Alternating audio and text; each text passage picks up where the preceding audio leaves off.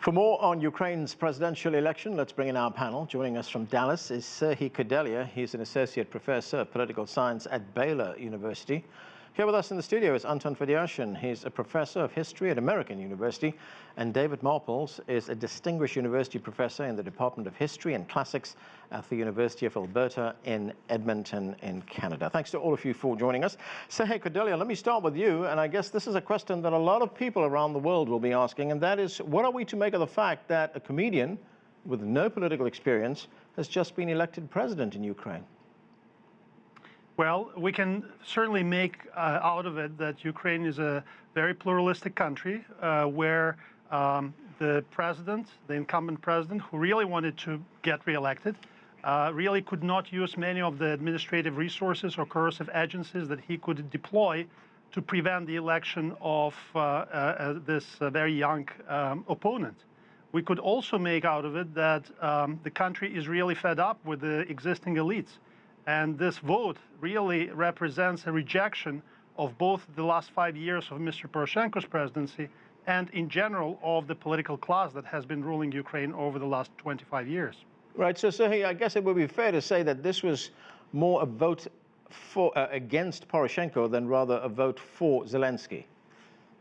Yes, very much so. And remember, Mr. Zelensky received just 30% of the vote in the first round, and his vote share increased to 73%, 43% increase, which is unprecedented in the history of Ukraine. He received the highest vote share of any other candidates. And Mr. Poroshenko's vote share increased just by about 10%. So really the country unified around him, but you have very different regions with very different preferences unifying around a protest candidate with a very vague policy promises and very unclear policy program. David, if we look at the result, and this is almost the complete result, 99%, it was a landslide for Zelensky. He got 73% of the vote. The incumbent, Petro Poroshenko, 24% of the vote. Why was there such disenchantment, such unhappiness with Poroshenko? Well, I think there are a number of reasons why. First of all, I think the continuation of the war in the East is one big problem. There's certainly no attempt by Poroshenko to reach any particular rapprochement with Russia on this. Second, the continuing corruption, which to a little bit alleviated during the 5 years, but certainly there have been a number of court cases that have never been brought to fruition. Cases like the assassinations in the square in 2014, which have never been resolved either. And lastly, I would say it's been a matter of declining living standards for most of the population. Increasingly impoverished, Ukraine has become, over the 5 years, the poorest nation in Europe, according to the IMF. I mean, that is quite a performance when you think of the potential Ukraine had when it became independent in 1991, when it was postulated that it would be one of the most successful economies of the post-Soviet nations. So I think people are getting very frustrated with that situation, and they're looking for any opportunity to improve it. But Poroshenko really never focused on these sort of issues. He focused on faith, language, the issues of a strong presidency, and dealing, with Russia, that Ukraine had to stand strong. And I think really nationalism became his hallmark, that he would stand for Ukrainian nationalism. For many in the country, that's not really what they were looking to hear. They were looking to hear how their situations can be improved. All right, let's bring in Serhy Yekelchyk. He's a professor of history at the University of Victoria in Victoria, British Columbia. Welcome to the show. I'm going to ask you the question I've asked our other two guests, and that is, what do you make of what's happened in the Ukraine election? Well, thank you very much for having me. I just came back from Ukraine on Friday, actually, and spoke with many newsmakers and experts there. It is a country in search of a better future. I guess it sounds very recognizable, and people understand that the government of the current government and the administration of President Poroshenko hasn't done a good job with that, with the economic reform and the elimination of corruption. I don't think people are disaffected really by the politics on the church issues, language, and memory. It is just that they serve as a background for something not being done, or not being done properly. So this is essentially a mass protest vote which benefited Mr. Zelensky's campaign. And of course, it was a very sleek campaign. Right, a protest vote is one way of looking at it, Serhy Yekelchyk, but could we also look at it another way? Does this margin of victory, which is really big, tell us that the Ukrainian voters are really invested in their country and in the politics of their country? They are. It also tells us that the first round, in which 44 candidates participated initially and then down to 39 because some of them withdrew, was not just a game field, really, that some people stayed with their candidates. And that really they decided that in the second round, it will be Zelensky who is the likeliest of all to implement that part of the program. I think at issue here is really the failure of President Poroshenko's campaign to get any votes from the candidates who were eliminated in the first round, really. Not too many. Anton, let me ask you straight off the top, what was your view on what happened in Ukraine? Well, first of all, it's remarkable that the election was so interesting to watch. It was open, it was free, fair, compared to, for example, the predictable Russian election of last year. I mean, this was night and day. Having said all of this, of course, the winning was the easiest part that Zelensky is going to face. Now that he's got the presidency and he'll be coming into it in the very beginning of June, he's going to have to actually deliver on a program that was never clearly articulated to begin with. And the remarkable thing about him for me is that he does, on the one hand, fit into the pattern of populist politicians, and we've seen a whole lot of them come to power, not only in Europe, but here in the United States. But he's also quite different because his populism is not the aggressive nationalistic populism that we've seen in Hungary and other places, and even in the United States. It's a much more accommodating, compromising form of populism, which is very interesting to see because that really is a change in the Europe of today. Anton, how will Russia be looking at the outcome of this election? So as of today, we know what the official response was, which has been to literally wait and see. As Dmitry Peskov, who is the official spokesman of the Kremlin, made it abundantly clear, Russia will wait for actions and not put much stock into words. Now, this can be read in one of two ways. Either that the Russians really are going to wait and see because they have much less to lose than Ukraine does, economically and geopolitically. On the other hand, you can read this as a way to hide the fact that the Kremlin is quite happy, actually, about Zelensky. He appeals to the Kremlin on many levels. For one, to listen to him campaign and speak, give interviews. Right. He effortlessly switches from Ukrainian to Russian, and he never considered that to be a political handicap. Number two, he's made clear signals that he's willing to negotiate with the Russians to go back to Minsk to resuscitate it, and Moscow's certainly in the mood to make a deal. We'll see what happens. Right, but Anton, the response or the non-response from Moscow in this instance, is that meant to put a little bit of pressure on Ukraine? Moscow sitting back and saying, we're just going to sit here with folded arms, see what you do and how nice you are to us? On the one hand, definitely. On the other hand, if Moscow were to openly embrace Zelensky, it would immediately limit his maneuverability within Ukraine. Right. Because for inspiring as this campaign and his victory have been, Ukraine still has a very powerful right-wing nationalistic component in its politics. Poroshenko became hostage to that on many occasions, and Zelensky, with less political experience and fewer allies in politics, maybe even more so. Serhiy Kudelia, let's get back to the win, which, as Anton pointed out, might be the easy part for Zelensky. Now comes the part where he has to govern, where he has to run the country. He campaigned on the slogan, no promises, no apologies, and as far as we know, there was no clear policy platform. How does he achieve that? He's got a divided parliament to deal with as well. It's not only divided parliament, it's the parliament where his political force is not represented. So his political party, the Servant of the People, was just organized very recently, and he does not control any seats. His party does not control any seats in the parliament. And remember, Ukraine is a semi-presidential system, in which actually the parliament has responsibility of forming the government and controls the coalition that sort of props up the government. And so Zelensky really has the power, formal power, to appoint only key figures in the law enforcement, in the security agencies. He's responsible for the foreign affairs, of course, but that's pretty much it. So in a way, in the very first months, the realistic goal that he can set for himself is to really change the leadership in the anti-corruption agencies and to get them moving, because there has been a lot of stalling in the last couple of years on the anti-corruption reform. The new institutions emerged, but they were staffed with incompetent people, and there has been also a lot of interference coming from the presidential office into the multiple investigations of corruption cases in high levels. So I think the society really expects him in the very first months to deliver on some of the promises of cleaning up the system, and I think it can be done within the range of his powers. And the second important thing, of course, is relationship with Russia, and he also campaigned on the promise of ending the war, or rather ending at least the fighting between the sides.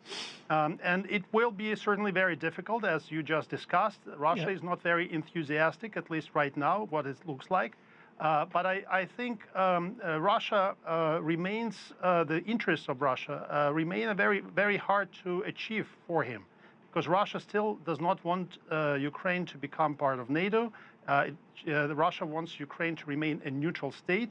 And that's not something that Zelensky can actually deliver on, because membership in NATO and membership in the EU are now part of the Ukrainian constitution, and he cannot revise it. So in many respects, the deal with Russia will be very hard to achieve for Mr. Zelensky. Serhy Yekelchyk, what is your view on that? He did make, Zelensky that is, he did make the promise that he would end the conflict with Russia. Russia and the Ukraine are involved in a military standoff in the eastern part of the country. And he said, and this was very, was unclear, he said he'd wage an information war, didn't tell us what that's going to be about, very short on detail there. And as we heard in our report at the beginning of the show, many Ukrainians believe that that war is the root of the country's problem. So how does Zelensky go about resolving that? Well, I think it's part of politics here, because he needs to talk about ending the war, but there is no reasonable prospect for actually ending it. The thing is, Russia has to agree to the conditions in the first place. So Zelensky tried to argue that bringing the United States to the negotiation table would actually help to move the process along, because it's a stalled process. And he did make all the statements one would expect from a pro-Western candidate. Let's also remember that Zelensky is actually a rather unusual candidate for Ukraine. He is Jewish. So before we make too much of the influence of the right-wing nationalists in Ukraine, let's remember that this is a country which is, as Israeli newspapers pointed out this morning, the only other country in the world which is going to have a Jewish president and a Jewish prime minister. So he is not playing to the interests of that crowd.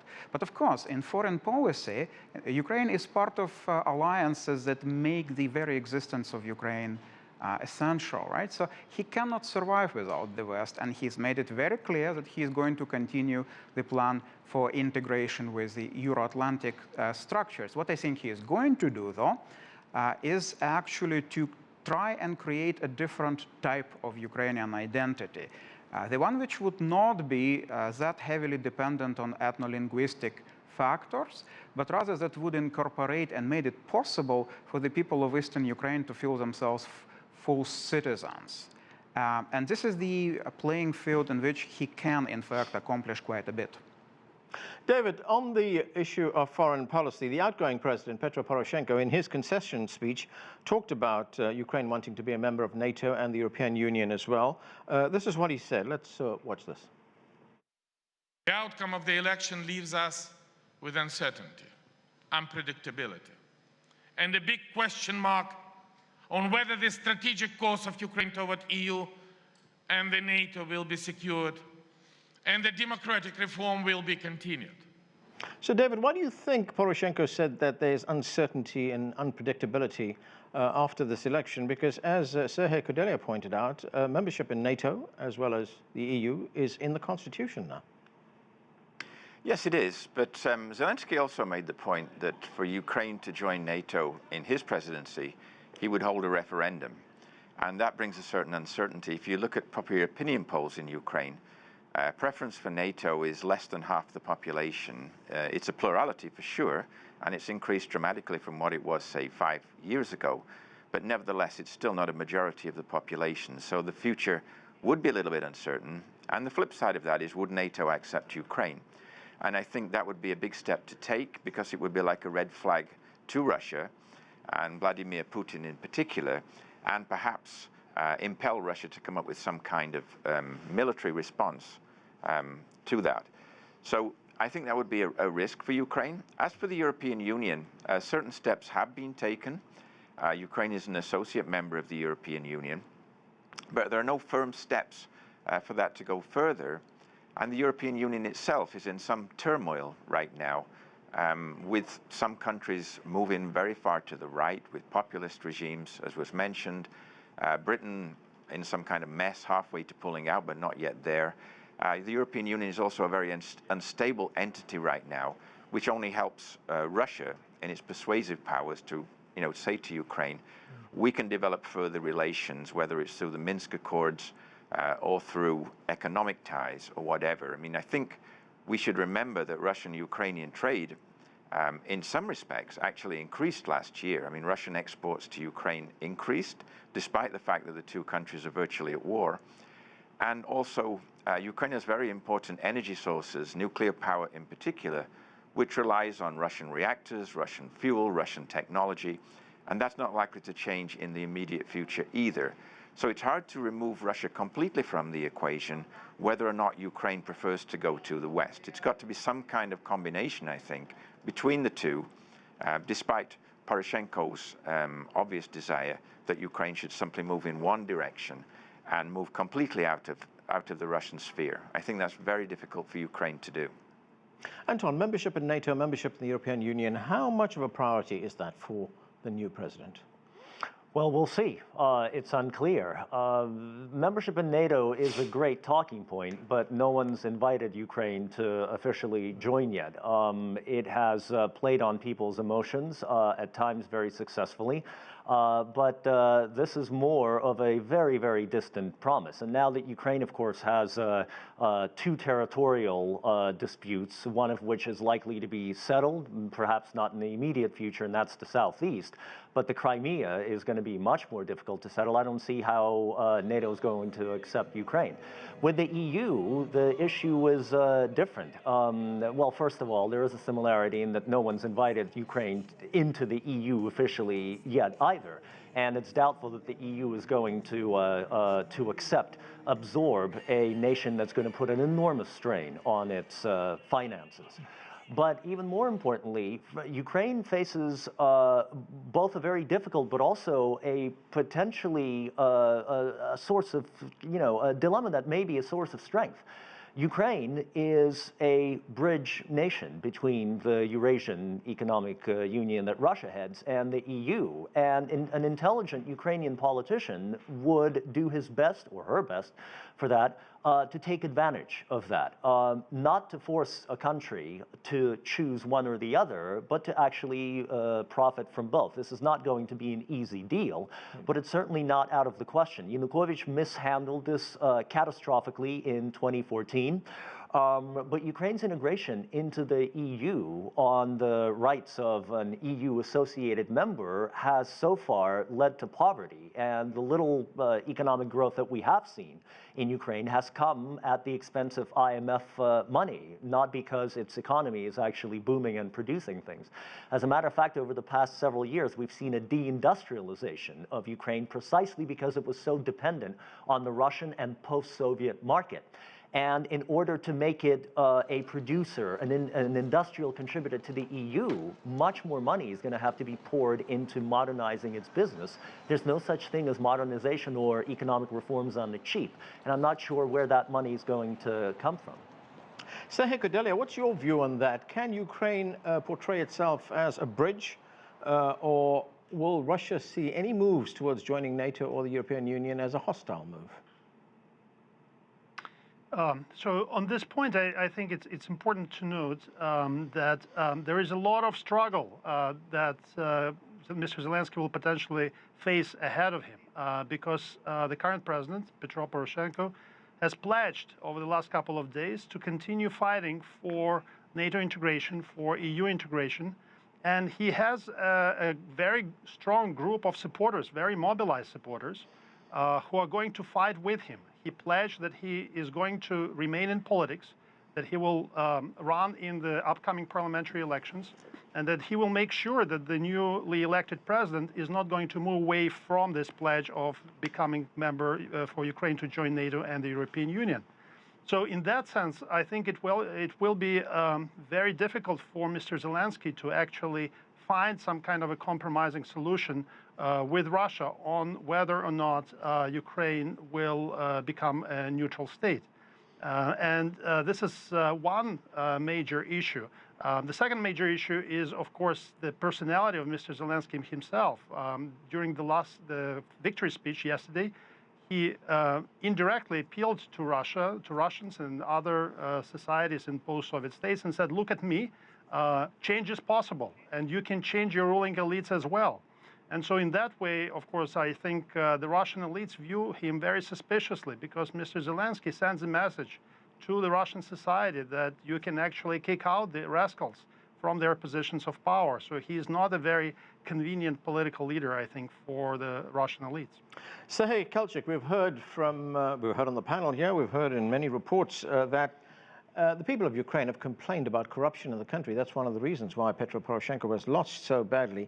But can Zelensky deliver on cleaning up corruption in the country? Because there was one report that says he was backed by a notorious Ukrainian oligarch called Serhiy Yekelchyk, who was involved in bank fraud in Ukraine. Right. Yeah, of course, we need to understand that all the active Ukrainian politicians are involved in this way or the other into various economic networks. Poroshenko himself is a billionaire and, in fact, a beneficiary of a network. So for him, it's actually a personal, economic, as well as political struggle. I think any serious candidate in the elections in Ukraine would need the backing, the financial backing of any particular group. But that does not necessarily mean that he's going to be just a puppet of that group. In fact, it is interesting to note signals from Mr. Zelensky's campaign over the last few days that he is delaying releasing the names of the people to be appointed to the important positions, especially the positions on which he does not need the cabinet or the parliament to side with him. So he's taking his time, right? And that would not happen if he were a puppet of Mr. Kolomoisky or any other force. He would come with a ready slate of candidates who would be moved immediately into familiar positions. It sounds more like Mr. Zelensky would like to actually project himself the way he projected himself during the campaign. He proposed very famously, and that I think worked for many observers within Ukraine, he proposed for his supporters to nominate the candidates for cabinet positions through the internet. And lots were nominated. I understand, of course, it's a gimmick, it's an electoral gimmick, but of course everybody thought Mr. Zelensky was an electoral gimmick to start with himself, right?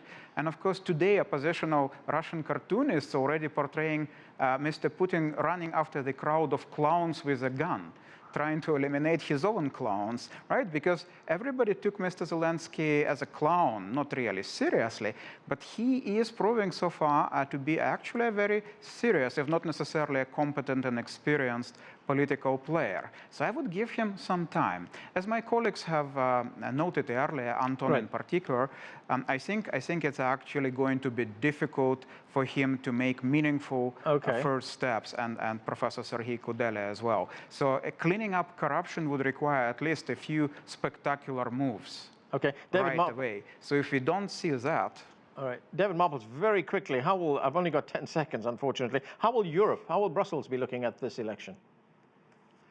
With trepidation, but also I think some hope. I don't think Europe will particularly despair over the results of this election. It was democratic and fair. Okay, we're going to have to leave it there. Thanks to all of you for being with us.